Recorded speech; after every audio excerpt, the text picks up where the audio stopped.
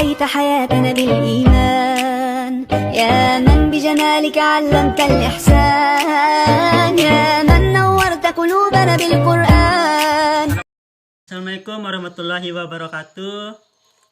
Kami dari kelompok 5 ingin menyampaikan tentang syariah dan fikih syariah yang akan dibahas oleh teman saya Agus Mendandar, dan saya sendiri akan membahas tentang fikih. Syariah, yakni berisi hukum dan aturan Islam, adalah hukum agama yang membentuk merujuk bagian dari tradisi Islam. Ini berasal dari ajaran agama Islam dan didasarkan pada kitab suci Islam, khususnya Al-Quran dan hadis. Dalam bahasa Arab, istilah syara mengacu pada hukum Allah Subhanahu wa Ta'ala yang tidak dapat diubah dan dikontraskan dengan fikih yang mengacu pada interpretasi ilmiah manusia. Sebagaimana tersebut dalam Al-Quran, surat Al-Ahzab ayat 36, bahwa sekiranya Allah atau Islam dan Rasulnya sudah memutuskan suatu perkara, maka umat Islam tidak diperkenankan mengambil ketentuan lain. Oleh sebab itu, secara implisit dapat dipahami bahwa jika terdapat suatu perkara yang Allah dan Rasulnya belum menetapkan ketentuannya, maka umat Islam dapat menentukan sendiri ketetapannya itu. Pemahaman makna ini didukung oleh ayat dalam surat Al-Maidah, Quran surat 5 ayat 101 yang menyatakan bahwa hal-hal yang tidak dijelaskan ketentuannya sudah dimaafkan Allah Subhanahu wa Ta'ala. Dengan demikian, perkara yang dihadapi umat Islam dalam menjalani hidup beribadahnya kepada Allah itu dapat disederhanakan dalam dua kategori, yaitu apa yang disebut sebagai perkara yang termasuk dalam kategori asas syara dan perkara yang masuk dalam kategori furu' syara. Asas syara yaitu perkara yang sudah ada dan jelas ketentuannya dalam Al-Quran atau Al-Hadis. Kedudukannya sebagai pokok syariat Islam, di mana Al-Quran itu asas pertama syara dan Al-Hadis asas kedua syara. Sifatnya pada dasarnya mengikat umat Islam seluruh dunia dimanapun berada sejak kerasulan Nabi Muhammad SAW hingga akhir zaman, kecuali dalam keadaan darurat. Furu' syara yaitu perkara yang tidak ada atau tidak jelas ketentuannya. Dalam Al-Quran dan Al-Hadis, kedudukannya sebagai cabang syariat Islam.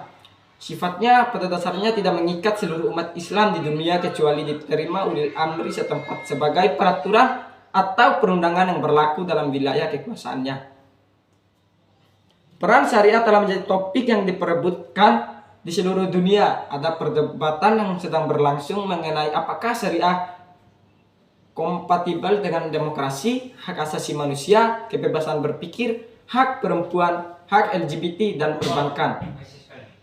Secara etimologi bahasa, kata syariah berarti jalan yang berbekas menuju air karena sudah sering dilalui. Kemudian maknanya berkembang menjadi sumber air yang selalu diambil orang untuk keperluan hidup. Baik, saya akan membahas tentang fikih. Fikih adalah esensi Islam. Fikih dimaknai sebagai pemahaman manusia mengenai praktik-praktik ibadah berdasarkan syariat yang disebut dalam Al-Quran dan Sunnah. Praktik yang dicontohkan oleh Nabi Islam Muhammad beserta sahabatnya. Fikih menjadi peletak dasar syariat melalui intervensi ijtihad Al-Quran dan Sunnah oleh para ulama dan implementasikan menjadi sebuah fatwa ulama. Oleh karena itu, syariat dianggap tidak berubah dan sempurna oleh umat Islam. Sedangkan fikih dapat diubah sewaktu-waktu. Fikih berkaitan dengan ketaatan ritual, moral, dan norma-norma sosial dalam Islam, serta sistem politik. Orang yang menguasai ilmu fikih disebut faqih. Secara umum, fikih bermakna mengetahui akan hukum-hukum Islam berdasarkan sumber-sumbernya.